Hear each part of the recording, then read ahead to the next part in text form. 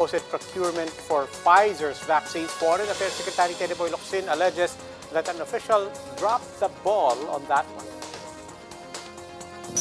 NLEX Corporation finally resumes its operations in Valenzuela City under certain conditions.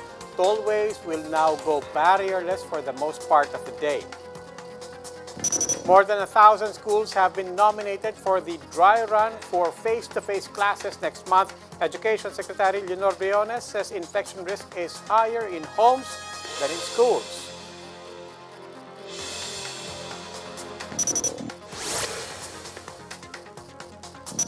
Let's start with the Philippine government, which is bent on prioritizing China's Sinovac despite questions about its safety and efficacy. One infectious disease expert says vaccine hesitancy among Filipinos is normal but will change once sufficient data are available. JC Cosico with a big story. During the Vaccine Logistics Summit on Wednesday, vaccine czar Carlito Galvez Jr. presented the country's priority COVID-19 shots based on the ranking of experts. Topping the list of 17 vaccine developers is China's Sinovac. Russia's Gamaleya is at number 8, followed by AstraZeneca at number 9, while Pfizer and Moderna from the United States placed 13th and 14th respectively. Galvez has earlier said that the government is hoping to seal the deal with Sinovac this week to supply the Philippines with 25 million doses by March 2021. Recall that public health expert Dr. Tony Liachon has flagged the government's choice of Sinovac over supposed lack of safety and efficacy data. Bakit ginamit ho sa vaccination ang isang gamot na only phase 3 trial, nag-mass vaccination ng 1 million sa China? And tapos yung Gamaleya, phase 1 pa lang, nag-declare si Putin, ginamit. Yan ho ba i-allow natin sa atin sa Pilipinas? Magiging guinea pig ho tayo niyan. A resource person present in the summit has also confirmed that Sinovac has yet to release its stage 3 trial results. There has been no public release of any of the details of the phase 3 trial results, which is the data that we need to be able to understand whether the candidates are efficacious. In defense of Sinovac, Galvez says the firm has already secured the approval of the Vaccine Expert Panel or VEP. He adds that it was even granted a limited emergency use authorization by China back in July. The official assures the public that China will act on the result of Sinovac's phase 3 clinical trials in a few weeks. In an interview with One News to Chiefs, National Task Force Against COVID-19 Special Advisor Dr. Ted Herbosa says the VEP studied several parameters before coming up with the ranking. In expert panel, nakita ko parang mga 10 yung factors na aral nila. So yun ang hindi alam ni Dr. Liachon na merong body of experts, people of experts who have rated this, studied all the clinical material, the science, and then evaluate. For her part, Philippine Foundation for Vaccination Executive Director Dr. Lulu Bravo says there is always a risk on procuring vaccines. Just so the vaccine development would have to be facilitated and fast-tracked. But I assure you that no country would want to use a vaccine that has not been proven to be safe and effective. That's all there is to it. But there is always going to be a risk. The Health Department once again assures Filipinos that all vaccine candidates will undergo strict regulatory processes to ensure safety and efficacy. Meron tayong nakatakdang proseso. At dapat sundin yan, respetuhin natin ang Department of Science and Technology, yung kanila pong Vaccine Expert Panel. Sila po ang sumusuri ng lahat ng scientific evidence, no? Para patunayan na itong mga bakuna ay ligtas, de kalidad at epektibo. At kayang i-implement o kayang ipatupad. For News 5, JC Cosico, we are One News. A cabinet official allegedly foiled plans for the country to secure COVID-19 vaccines as early as January. Foreign Affairs Secretary Locsin first made the claim in a tweet. He said he and Philippine Ambassador to the U.S. Jose Babe Romualdez secured 1 million doses for Pfizer vaccines. But the DFA Secretary said somebody, quote, dropped the ball. Appearing in a Senate hearing, Locsin refused to drop the official's name, but Senator Locsin said he already knows who Locsin was referring to. It's enough that I really lost my temper because Babes and I really work very hard and we don't like to see our efforts wasted. But never mind, I don't want to lose my temper on Zoom. I'm just in, an SMS that exchange with Ambassador Babe Romualdez, and you don't need to tell me because I know now who dropped the ball.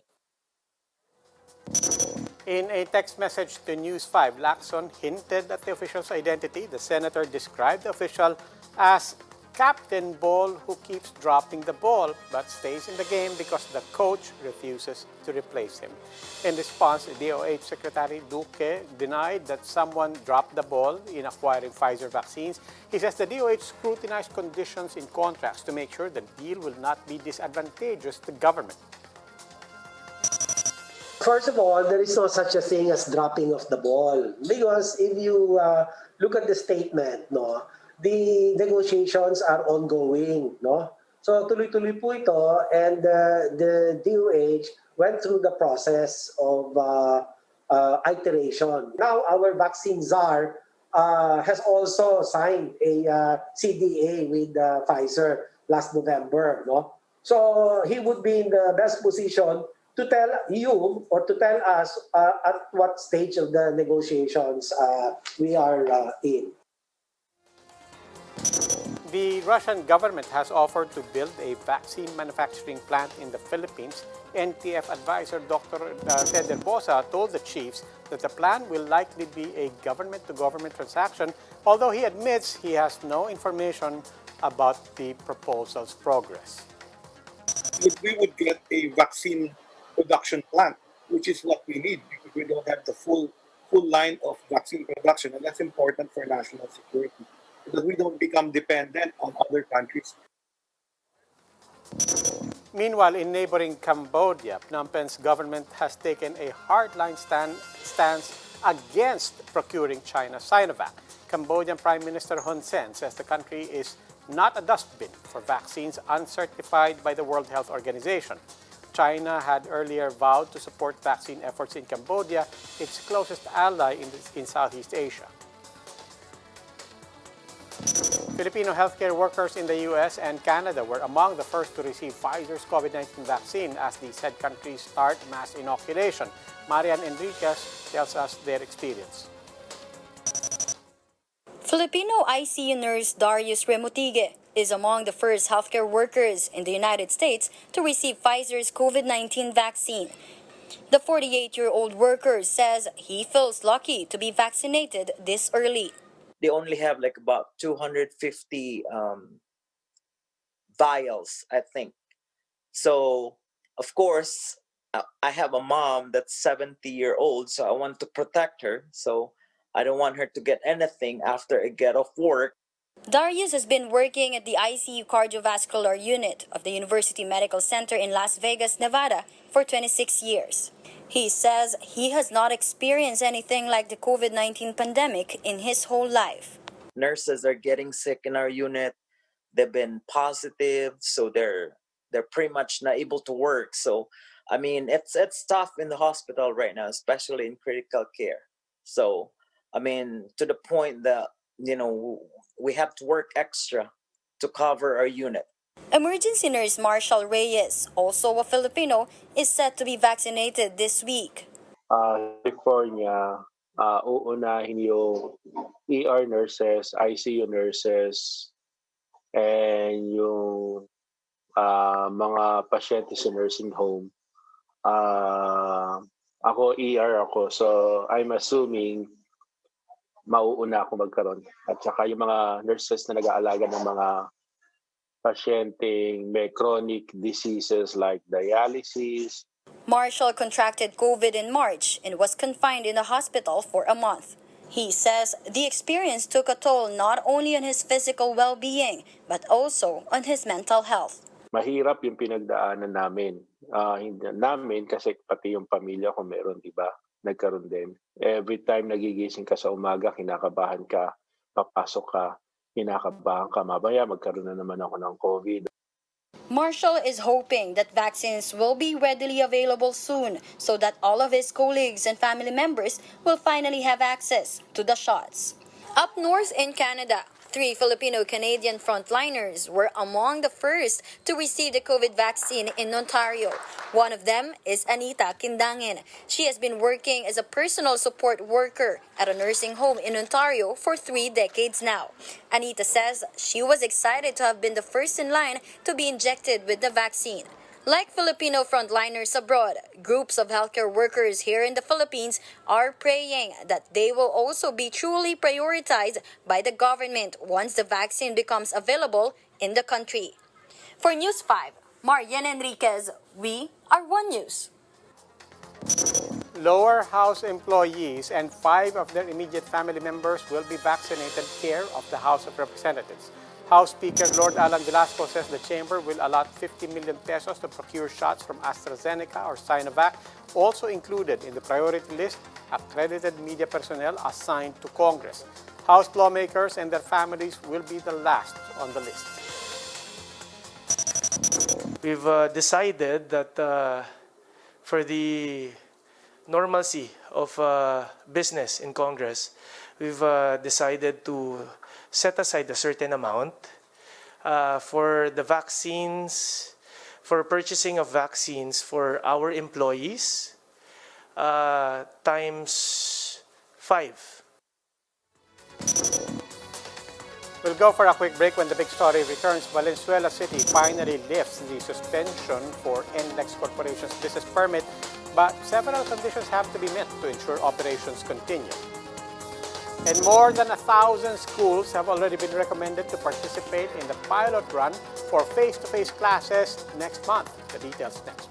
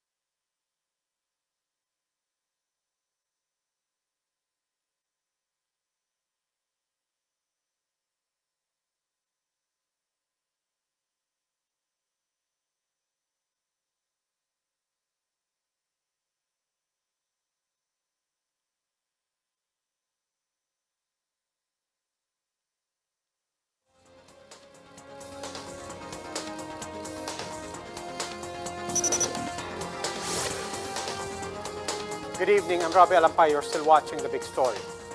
Valenzuela City may have lifted the suspension of NLEX business permit, but the LGU says the toll operator is not out of the woods just yet.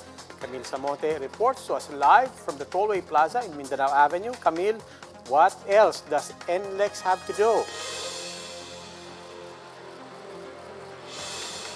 Robbie, the NLEX Corporation is expected to meet certain conditions as the suspension of their business permit has been lifted by the Valenzuela LGU. This includes the removal of barrier at toll plazas at agreed upon hours. This afternoon, the toll fee collection along NLEX has already resumed following the lifting of its business permit suspension in Valenzuela City. Mayor Rex Gatchalian says the LGU and NLEX Corporation agreed to certain conditions to ease road congestion. During the toll holiday, nakita namin na yung barriers up concept seems to be working. Nakita namin yan itong nakalipas na araw. Nakita rin naman namin nung accidentally nakakolekt yung NLEX ng toll, na pwede naman pala, nakakakolekta sila pero nakataas yung barrier. Kasi the barrier seems to be the cause of the trouble because nag-atras abante yung mga sasakyan. NLEX Corporation and Valenzuela LGU agreed to lift the barriers along RFID lanes from 5 a.m. to 10 p.m. The barriers will be brought back on RFID lanes after the given time period for safety purposes. Cash lanes will also be reinstated at strategic locations on various toll plazas in Valenzuela. Gatchalian warns that NLEX permit will be suspended again if it fails to comply with the stated conditions. Kung nilabag nila yung mga provision nun, like binagba nila yung barrier at yun sa maling oras at yun ang nag-cause ng traffic, suspended ka. NLEX Corporation also vows to upgrade its RFID and account management system on or before January 30 next year. Talagang sisikapin po natin na matupad po yung target na yun kung maaari lang even before January 30, 2021.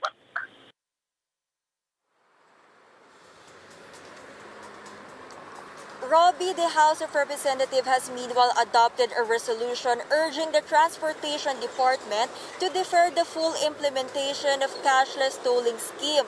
The Senate will also hold a hearing tomorrow to discuss how the Toll Regulatory Board has been preparing for the implementation of cashless system in major tollways. Robbie? Maraming salamat, Camille Samonte. As expected, passenger traffic in bus terminals are down this year due to limited transportation and routes.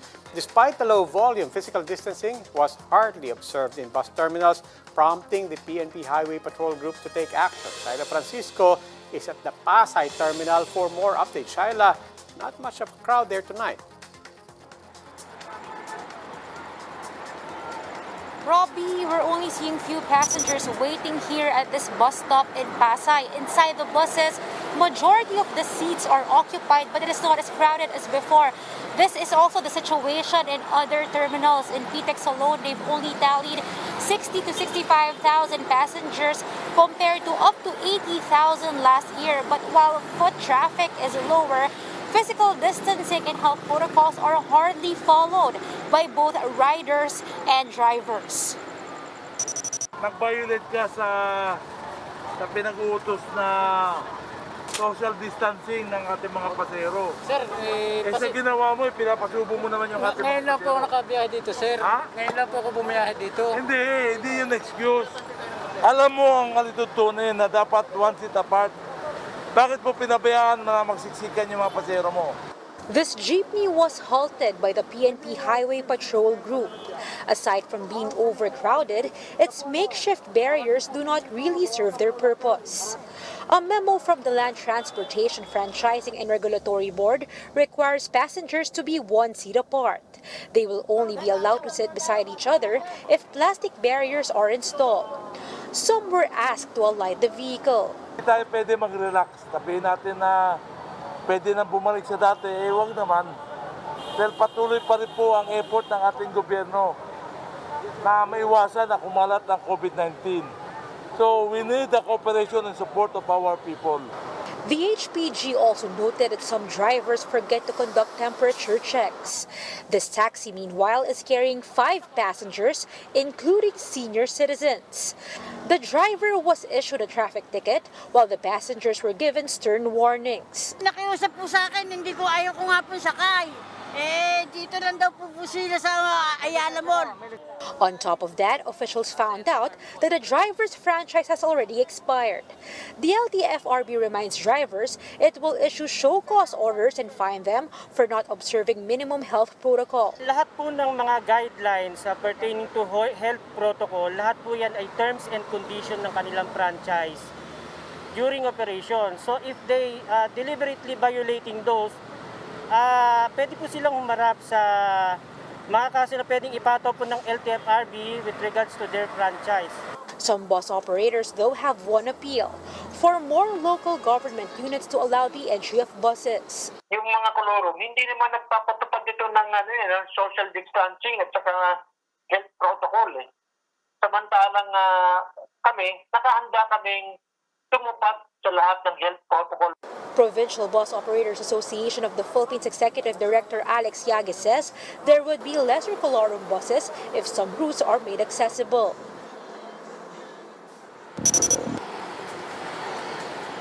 Robbie, the HPG vows to be stricter in the coming days as holidays draw near. They are expecting an influx of not only passengers going back to their provinces, but also Christmas shoppers. Robbie? Maraming salamat, Shaila Francisco. More than 1,000 schools have been nominated for the dry run for face-to-face classes, which starts in January. None of the schools, though, are from Metro Manila, as COVID-19 transmission rate in the region has surpassed the threshold value. Education Secretary Leonor Briones says that number is expected to be reduced as they assess other factors. She also claims that studies show that there's a higher threat of COVID infection in houses than in schools, but she did not cite any specific research. DepEd says only 20 students can attend physical classes in selected days of the week, as distance learning will still be in place. Hindi po magiging full class size tayo at saka full schedule na nakagawian natin sa normal class situation. Kung magiging puno yung mga bata sa loob ng silid-aralan ay hindi magagawa yung physical distancing. And these are the other big stories today. Chief Presidential Legal Counsel Salvador Panelo is dismissing as political propaganda a recent International Criminal Court report on President Duterte's war on drugs. He says the report, which says it found reasonable basis for crimes against humanity in the course of the war on drugs, is irrelevant to the Philippines and immaterial to government's affairs. This as the country already formally withdrew from the Rome Statute in March 2019.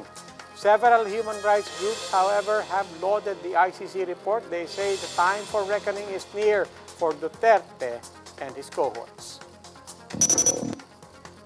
Less Filipinos experienced hunger in the fourth quarter of 2020. That's according to an SWS survey. The pollster says families that experienced hunger at least once over the past 3 months are down to 4 million. Hunger peaked at 7.6 million last September. But it doubled the pre-pandemic figure of an estimated 2.1 million families that experienced hunger in the last quarter of 2019.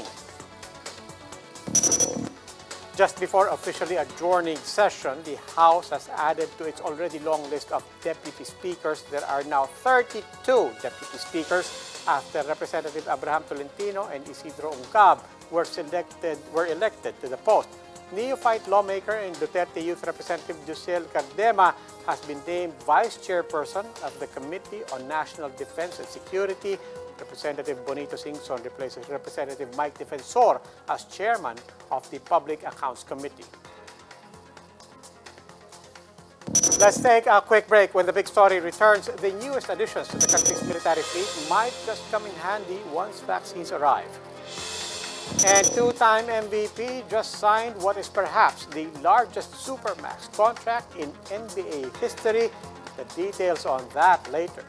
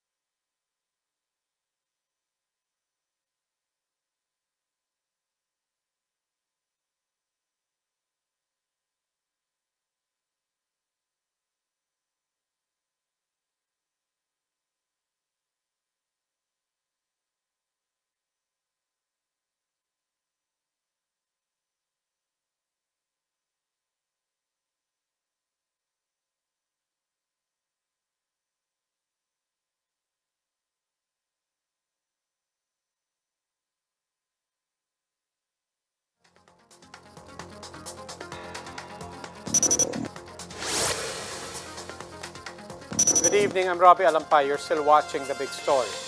The country's military showed off its latest assets in a parade earlier today, but will the newest additions to its fleet be enough to improve the country's defense? Find out in Pat Mangune's report.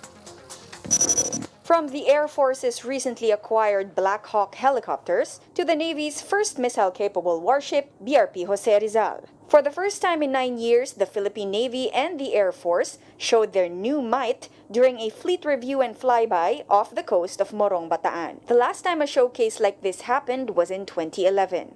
The big difference between that fleet review and the present, if you'll notice, we paraded, there were no legacy Navy ships presented. Dati may mga assets tayo pero a lot are not operational. Pero ito lang, marami tayong operational assets. The parade is part of the Armed Forces of the Philippines' 85th anniversary and is not meant to provoke neighboring countries like China.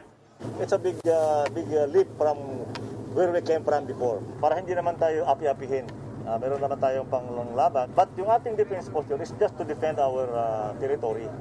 Hindi naman tayo offensive. The Department of National Defense is proud to show the public that modernization funds are being put to good use, but says that all the assets we have now comprise just 2/3 of what the Philippines needs to procure. Next in line are 10 more Black Hawks and the second warship, BRP Antonio Luna, scheduled for delivery in 2021. The DND will also purchase 5 more C-130 planes, while submarines and anti-missile survey systems are in the Navy's wish list of game changers. Seacraft that can detect or locate a submarine is another submarine. So it is that because it is invisible, that is why it is deadly. And then the shore-based missile systems, that is for our credible defense of the archipelago. The latest acquisitions will help the AFP improve also humanitarian assistance, disaster response, and even vaccine rollout. The AFP will be in the forefront of distributing the vaccine to the provinces, to the cities. Saka sa barko, saka sa plano, mga trucks ng army, kung dadalhin. So we will be there. We have a wartime and we have a peacetime role, and most of the time what the Filipino people see are yung HADR, humanitarian assistance and disaster relief. We will remain committed and we will expeditiously deliver the vaccines as directed. As for their peacetime role, Lorenzana denies allegations from the Communist Party of the Philippines that the AFP has always taken advantage of ceasefire declarations to attack the New People's Army. Yung kasi mga ceasefire sa nakaraang taon, mga anniversary nila, sila yung lamang eh. They can supply, they can refurbish, they can regroup, they can again go to the barangays and recruit members. So wag nating pag-usapan ng ceasefire kung gano'n ang ginagawa nila.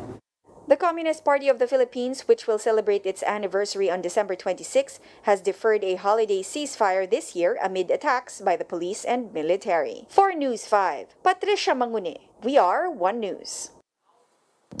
And now to sports, a look at the game with Paulo Del Rosario.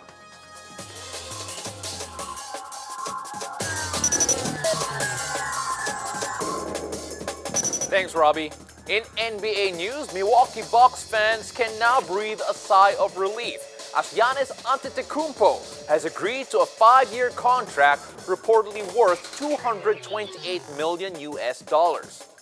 The two-time reigning MVP makes history as only the 6th player to sign a Supermax contract, joining the likes of Steph Curry, Damian Lillard, James Harden, among others. As of today, the full 5-year Supermax extension of the Greek Freak is recorded as the largest deal in NBA history. Following the announcement of the IATF's approval to resume training in bubble settings, more good news arrived for our national team athletes. Smart Communications has donated 50 bicycles to the Philippine Olympic Commission for the athletes affected by the pandemic. Face masks and face shields were also given along with SIM cards to help the athletes start a small loading business to aid in their livelihood. That's it for the latest in the world of sports. I'm Paulo Del Rosario, and this has been The Game. Now back to you, Robbie. Thank you, Paulo. Over in the United States, a Trump ally publicly acknowledged President-elect Joe Biden's victory after refusing to do so since results of the popular vote came out last month. U.S. Senate Majority Leader and Republican Mitch McConnell finally congratulated Biden in his 10-minute speech on the Senate floor. This comes a day after the Electoral College formalized the Democrats' win. McConnell referred to Biden